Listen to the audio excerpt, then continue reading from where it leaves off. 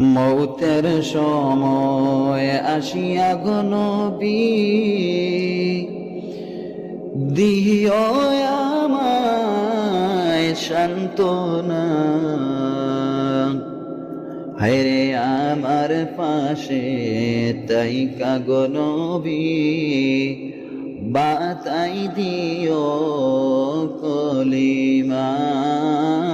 আল্লাহুম্মা সাল্লি আলা সাইয়্যিদিনা মাওলানা মুহাম্মদ ওয়া আলা আলি সাইয়্যিদিনা মাওলানা মুহাম্মদ।